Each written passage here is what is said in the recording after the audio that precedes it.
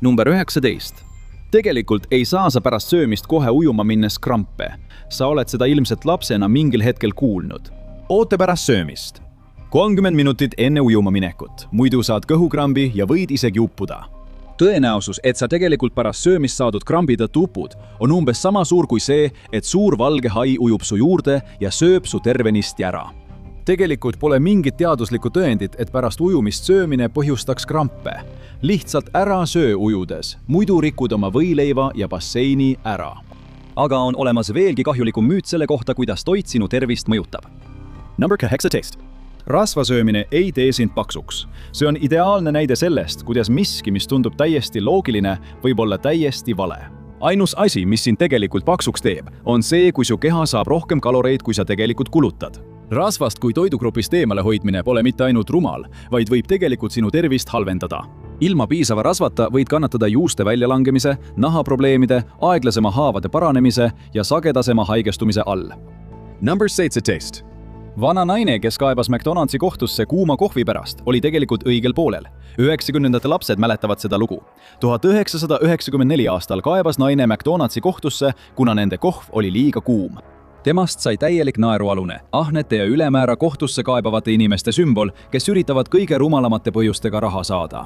Selgus, et 79-aastane Stella Liebek sai tõsiselt põletada, kui talle anti 1992 aastal McDonaldsi autoteeninduses peaaegu keev kohv. Tulikum kohv valgus talle sülle, põhjustades 3. astme põletusi tema jalgadel ja suguelunditel. Anname sulle hetke, et võpatada. Vaene Stella oli peaaegu surmasuus, kuid me kõik naersime ta lihtsalt välja, sest Ameerika kipub tihti kaitsma korporatsioone kiiremini kui neid süütuid inimesi, keda need korporatsioonid kahjustavad. Number 16. Vähile ei leita kunagi ravi. Okei, suured ravimitootjad ei ole seda ja nad ei hoia seda kuskil keldris lukustatud kastis. Me oleme kindlad, et nad teeksid seda, kui nad suudaksid. Aga vähist kui millestki, millele leidub üks kindel ravi, mõtlemine näitab lihtsalt arusaamatust sellest, mis see tegelikult on. Vähk on üldmõiste väga paljude haiguste kohta ja erinevad juhud vajavad erinevat ravi. Tõhusamad ravimeetodid arenevad aja ja teadustööga, kuid mõte, et kunagi leitakse üks kõigile sobiv ravi, on lihtsalt ekslik. Siin on üks, mida sa kunagi ei oodanud. Number 15. Kassid ei tohiks piima juua. Kõik need multifilmid, mida me lapsena vaatasime, valetasid meile. Need tahavad panna sind uskuma, et kass ja kausitäis piima on taevas loodud paar. Aga tegelikkus on sellest tõest väga kaugel. Kuigi kassipojana võivad nad piima nautida, kaotavad kassid suuremaks kasvades ensüümi, mis võimaldab neil piima seedida. Nii et kui sa annad täiskasvanud kassidele piima, pead tõenäoliselt tegelema sellega, et nad oksendavad, kakavad ja peeretavad igal pool. Ära ütle, et me ei hoiatanud sind. Aga mitte ainult loomad ei lange müütide ohvriks, mis puudutavad nende bioloogiat. Tundub, et neid müüte on tõesti palju, aga ära muretse, meil on tõendid olemas. Kindlasti pane like, jaga ja telli kanal ning võib-olla lõpeta oma veidra onu uskumine. Number 14. Napoleoni polnud lühike. Tavaline inimene teab tõenäoliselt Napoleoni Bonaparte'i kohta kahte asja üsna kindlalt. Ta oli prantslane ja ta oli lühike. See on meie kultuuriteadvuses nii sügavalt juurdunud, et kui mõtleme mehele, kes tunneb, et tal on vaja midagi tõestada, sest ta on väiksemat kasvu, siis ütleme, et tal on Napoleoni kompleks. Aga asi on selles, et Napoleon oli tegelikult oma aja kohta keskmist kasvu, umbes 170 cm pikk. On kaks põhjust, miks me teda sageli lühikeseks peame. Esiteks, teda ümbritsesid sõdurid, kes oli tõenäolisest keskmisest pikemad. Teiseks, sest Inglise propaganda püüdis teda igati lühikesena kujutada, et tema autoriteeti õõnestada. Ja näed, ilmselgelt oli see päris tõhus propaganda, sest inimesed usuvad seda siiani, aga sina enam mitte. Nüüd sa tead. Number 13. OCD ehk obsessiivkompulsiivne häire ei tähenda, et ollakse lihtsalt korraarmastaja. See on järjekordne väärarusaam, mille eest võime süüdistada filme, telesaateid ja popkultuuri. Oled ilmselt kuulnud kedagi ütlemas, ma olen nii OCD, kui asi puudutab korras olemist. Või oled näinud meedias nii detektiive kui ka kurjategijaid, kellel on OCD ja kes elavad laitmatut, pedantset ning detailidele orienteeritud elu. See võib mõne OCD-ga inimese puhul tõsi olla, kuid see lihtsustab tegelikkust tohutult. Lühend OCD tähendab ju obsessiivkompulsiivset häiret ning see tähendab, et inimene kogeb korduvaid, peale tükkivaid mõttemustreid, mille üle tal on vähe või üldse mitte kontrolli. Nad arendavad välja rituaalid, mida nad sunduslikult sooritavad, et ärevust vähendada. Sellel pole midagi pistmist sellega, et inimene oleks lihtsalt väga korralik. Henry, selle stsenaariumi ülekoormatud ja emotsionaalselt kurnatud autor, põeb tegelikult OCD-d. Ja ma olen tema korterit näinud, see näeb välja nagu prügimägi. Kuid tegelikult pole see kaugeltki kõige ohtlikum müüt, kui rääkida sellest, kuidas inimeste ajud töötavad. See oleks number 12. Sa ei söö tegelikult verist steiki. Kui sa oled kunagi olnud steikimajas ja teinud õige valiku, tellinud oma steigi pooltoorena, siis sa ilmselt lõikasid selle lahti ja tundsid end täieliku lihasööjana, kui veri taldrikule kogunes. Aga see vedelik ei ole tegelikult veri, kuigi see võib nii tunduda. Tegelikult on see vee ja müoglobiini segu, mis on tavaline lihasvalk. Ja see on vaid jäämäe tipp, kui rääkida toidu ja söömisega seotud väärarusaamadest. Number 11. Raseerimine ei pane su karvu kiiremini ega paksemalt kasvama. See on üks neist kummalistest tõdedest, mida hakkad kuulma kohe, kui puberteet algab. Kui sa raseerid, olgu see siis nägu või jalad, siis oota, et karvad kasvavad järgmisel korral kiiremini ja tugevamalt tagasi. See ei ole mitte ainult vale, vaid see lükati tegelikult ümber juba peaaegu 100 tagasi, kliinilises uuringus aastal 1928. Tõde on see, et see on tõenäoliselt lihtsalt optiline illusioon. Karvade tagasi kasvades näed nende alumist osa, mis tundub jämedam ja karedam kui otsad, mida sa tavaliselt näed. Number 10. Sõrmenukkide ragistamine ei põhjusta artriiti. Täpselt nagu linnupoegade katsumine on see üks neist klassikalistest vanarahva juttudest, mis ilmselt mõeldi välja lihtsalt selleks, et sind lapsena tüütamast takistada. Kedagi ei meeldi kuulata, kui teised oma sõrmenukke ragistavad, eriti kui sa töötad maffias ja oled tulnud kellegi võlga sisse nõudma. Kuid kindlalt võib öelda, et see ei põhjusta artriiti. See ragisev heli on lihtsalt mullide lõhkemine sinu liigese vedelikus. See vedelik aitab su liigestel sujuvalt liikuda. Nii et järgmine kord, kui keegi üritab sind selle jutuga haneks tõmmata, ragista neile vastuseks oma sõrmenukke ähvardavalt. Number 9. Närimiskumm ei jää sinu kõhtu 7 aastaks. Isegi seda valjult öeldes saad aru, kui rumal see tegelikult kõlab. Ja miks just 7 aastat, nagu see oleks mingi nõianeedus? Tõsi, mõnda närimiskummi osa ei saa seedida, aga kui kõik seedimatu jääks kõhtu, muutuksime inimhoidlateks ja sureksime ummistuste või nakkuste tõttu. Need närimiskummi osad, mida sa ei suuda seedida, lahkuvad su kehast lihtsalt väljaheitega, mitte ei jää sinna igaveseks.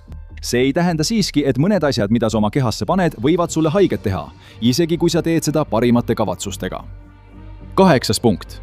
Pohmelliravi alkoholiga lükkab probleemi lihtsalt edasi.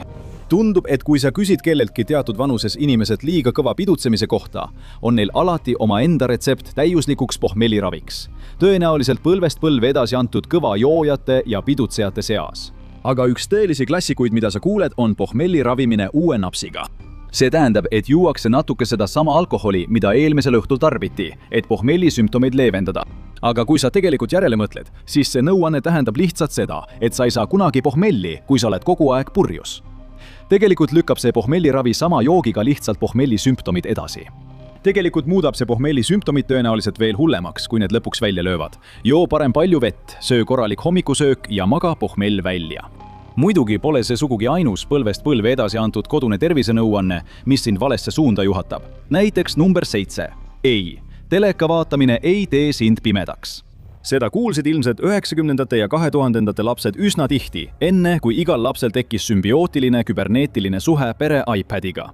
Aga kui sa olid üks neist lastest, kes kasvas üles istudes kogu lapsepõlve Pokemoni ja Power Rangersi ees vaid tolli kaugusel, siis ära muretse.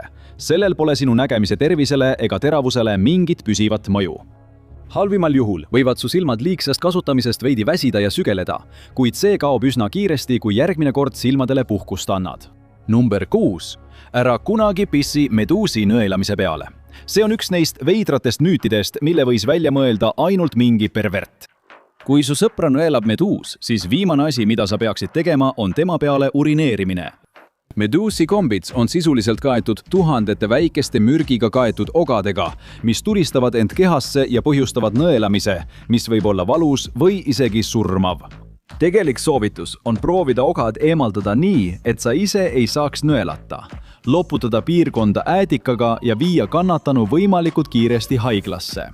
Nende peale urineerimine ei ole mitte ainult vastik ja kasutu, vaid muudab olukorra tegelikult hullemaks. Testid on näidanud, et meduusi nõelamistele urineerimine võib tegelikult suurendada mürgireaktsiooni, tekitades uue keemilise tasakaalutuse. Ja kas sa tõesti tahad olla see inimene, kes pissis oma sõbra rannas surnuks? Kuidas selline järelehüüa kõlaks? Siin on veel üks levinud eksiarvamus. 5. punkt. Ei, sa ei söö igal aastal magades hunnikut ämblikke. Seda on tihti korratud veidra, kas teadsid faktina, et sa kogemata sööd igal aastal magades 8 ämblikku. Need väikesed 8-jalgsed vararofiilid lihtsalt armastavad ronida inimeste suhu, et oma hukule vastu minna. Aga see on täiesti vale. Bill Shear, bioloogiaprofessor Virginia osariigis asuvas Hampton Sydney kolledžis ja Ameerika Arahnoloogia Seltsi endine president on öelnud, tsiteerin, ämblikud suhtuvad meisse umbes samamoodi, nagu nad suhtuksid suurde kivisse. Me oleme nii suured, et oleme ämbliku jaoks lihtsalt osa maastikust. Magava inimese juurde ämblik vabatahtlikult ei läheks. Ja kui sa ei usu seda ämbliku asjatundja sõnu, siis pole sind enam võimalik aidata. Naudi oma kujuteldavat ämbliku einet. 4. punkt. Sarimõrvarid ei ole sarmimeistrid. Seda näeb filmides ja telesaadetes kogu aeg. Keegi ei oska manipuleerida nagu mõrvarlik psühhopaat. Neil on uskumatu sarm, mis suudab isegi kõige mõistlikumad inimesed muuta haavatavaks. Ja siis nad üksildasse kohta meelitada, et neid tappa. Vaata näiteks Ted Bundit. Kõik ütlevad, et see mees lausa kiirgas sarmi ja just nii suutis ta nii kergesti nii palju ohvreid leida. Aga tegelikult see ju ei vasta tõele, eks? See on järjekordne filmide väljamõeldis, et muuta tapjad palju intelligentsemaks ja sarmikamaks, kui nad tegelikult on. Ted Bundy kasutas tegelikult ohvrite leidmiseks odavaid võrgutamisvõtteid. Kandes võltskipsi, pöördus ta 10 naiste poole, et nad teda aitaksid. Ja enamasti ütlesid need naised ei, pidades teda veidraks ja eemale tõukavaks. Ta suutis nii palju ohvreid leida lihtsalt seetõttu, et jätkas proovimist, kuni keegi lõpuks nõustus. 3. Seks ei muuda vagiinasid püsivalt lõdvemaks. Oled ilmselt seda kuulnud, kui sul on sõber või tõenäolisemalt tuttav, kes kuulab neid veidraid alfaisase taskuhäälinguid. Tead küll, neid, mida juhivad tüübid, kelle vastu on aktiivsed vahistamismäärused. Sest nagu mütoloogilistel vampiiridel, on neil imelik kinnisidee neitsite suhtes. Nad õigustavad seda sellega, et seks olevat vähem nauditav naisega, kes on rohkem kordi vahekorras olnud, sest see tähendavad, et tema vagiina on lõdvem. See on täielik jama, nagu kõik muu, mida need tüübid räägivad. Vagiina on lihas, mis suudab kokku tõmbuda ja lõdvestuda. Seksuaalvahekorra ajal ja kohe pärast seda lõdvestub vagiina, et muuta seks lihtsamaks ja nauditavamaks. Kuid mitte kaua pärast seksi naaseb vagiina oma algsesse kuju ja suurusesse. Igaüks, kes väidab vastupidist, pole ilmselgelt sellega kunagi tegelikult kokku puutunud. Teiseks, paljud kehakeele eksperdid on tegelikult täielikud petturid. Olete neid tüüpe näinud igal pool, YouTube'is ja taskuhäälingutes. Mõned väidavad, et nad on psühholoogid. Mõned ütlevad, et nad on endised politseinikud või CIA töötajad. Kõik nad väidavad, et neil on Sherlock Holmesi tasemel oskused inimeste lugemisel kõige pisematest käitumistest. Aga enamasti on nad sama usaldusväärsed kui peopesalt või tarokaartidelt ennustaja, kellele on peale pandud õhuke kiht pseudoteadust. Mõistagi on mitteverbaalsed vihjed inimestevahelises suhtluses äärmiselt olulised, kuid nende tähendus sõltub väga palju olukorrast, kultuurist ja isiklikest eripäradest. Kui loed piisavalt uuringuid, leiad sageli, et paljud niinimetatud reeglid on omavahel täiesti vastuolus. See võib olla tore väike peotrikk, kuid niipea, kui inimesed võivad sattuda vangi selle põhjal, mida mõni kiilakas mees ütleb nende kulmude liigutamise kohta, muutub valeinfo lihtsalt naljakast ohtlikuks. Ärge usaldage neid inimesi. Esiteks, sa mäletad paljusid kuulsaid filmitsitaate valesti. See on natuke tobe näide, aga ilmselt üllatab see sind ikkagi. Inimese mälu ekslikkuse tõttu lähevad detailid meenutamisel segamini. Nii et tihti juhtub, et me kogemata tsiteerime valesti, kui loeme ette oma lemmikfilmidest pärit lauseid. Darth Vader ei öelnud kunagi, Luke, mina olen sinu isa. Ta ütles, ei, mina olen sinu isa. Betty Davis ei öelnud kunagi, kinnitage turvavööd, ees ootab konarlik sõit. Ta ütles, kinnitage turvavööd, ees ootab konarlik öö. Lumivalgekese, kuri kuninganna ei öelnud kunagi, peegel peegel seinal, kes on neist kõige kaunim? Ta ütles, võlu peegel seinal, kes on neist kõige kaunim? Ja filmis Lõuad ei öelnud politseiülem Brody kunagi, meil on vaja suuremat paati. Ta ütles, teil on vaja suuremat paati. Võite julgelt oma teisi lemmikuid kommentaaridesse lisada. Me mainisime varem, et toidu kohta levib palju valesid, kuid sellega asi ei piirdu. Vaata videod, sind on mürgitatud igapäevaste toidupoe valedega, et tõde teada saada, või klõpsa hoopis sellele videole.